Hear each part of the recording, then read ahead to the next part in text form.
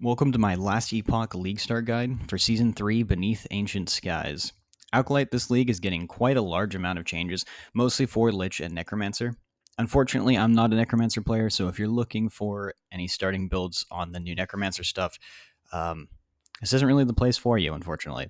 But with that being said, Warlock was completely unchanged, and I can confidently guarantee at least two of my starters here are going to be just the same as they were last league, with some potential upsides considering the fact that we're now getting primordial exalted items and new primordial uniques, which are looking to be very, very strong once we reach endgame and can properly test these out. So my first build, which I'm honestly just going to recommend everyone play, is Witchfire Warlock. Witchfire is a fantastic build for monolith clearing, has a completely laid back playstyle, very minimal button pressing, until you really find those bosses or rares that just decide to be stubborn, in which case you can just press a few extra buttons, get some more damage out there, and they'll eventually just pretty much die off while you dodge all their mechanics and hopefully not get hit.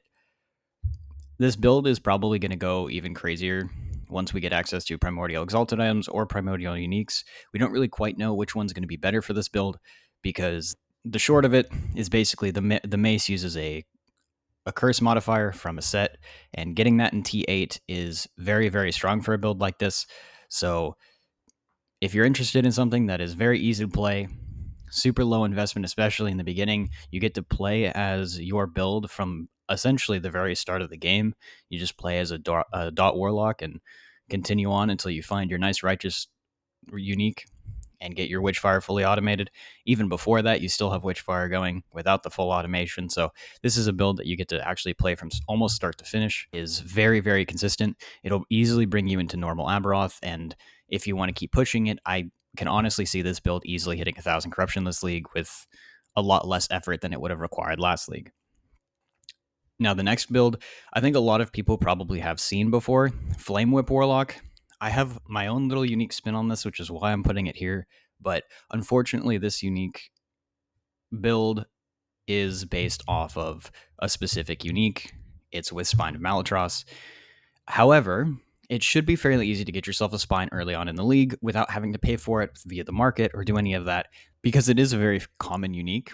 And the perk of that is actually being able to use your Rune of Ascendances on a two-handed sword and then hopefully gamble and get your spine that way, or just pick it up off the ground. I believe it's about a 14% chance with a Rune of Ascendance, which is, I think, somewhere in like the 1 in 9, 1 in 8 chance. So it's really not too bad to get. But if you do want to know more about this build, I have a written guide. I'll link it below, and it'll go over way more than what I'm going to go over in this video, and you can really figure out if you want to play that build or not. If none of these really suit what you want to do, or you want to play something like Harvest Lich, or you want to really start leaning into that melee damage from the beginning, you can easily level as a melee Lich.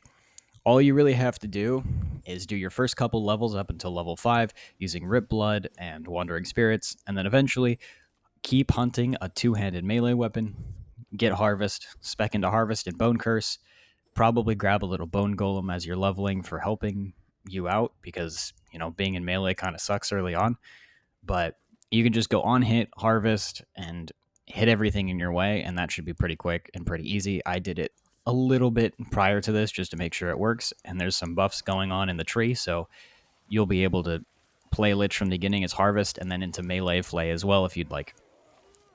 This is going to be my starter for the build for the league.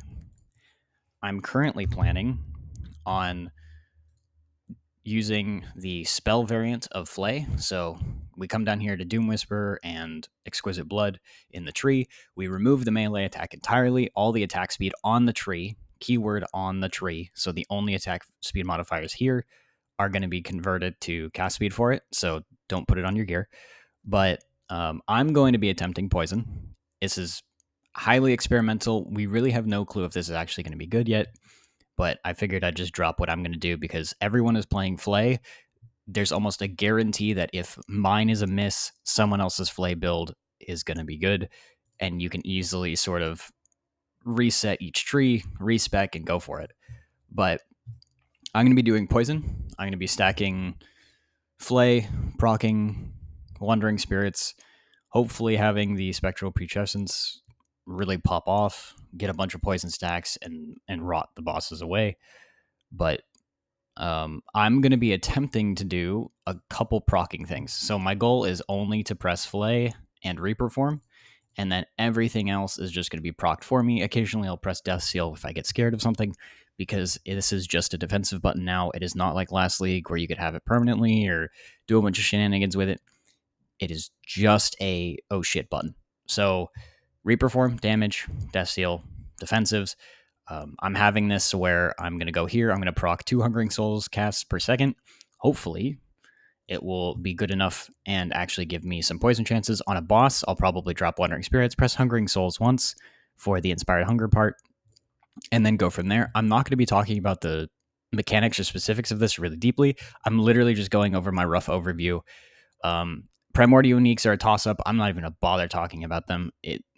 If you think that you can guarantee a Primordial Unique or a build being good from Primordial Unique, um, you're just not being sensible. We have no clue what these are actually going to do once it launches. But the general gist of it, get yourself a Weaver's Gift.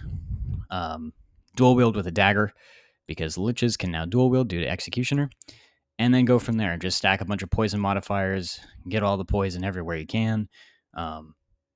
Really just go for it. I'm going to try leading into dodge a bit because I play softcore, so I really don't care if I die once in a while, as long as I do good damage. So we'll see. Poison may be back on the menu, but that's about it. Thanks so much for watching, and if you need more clarification, I have my guides and planners linked down below.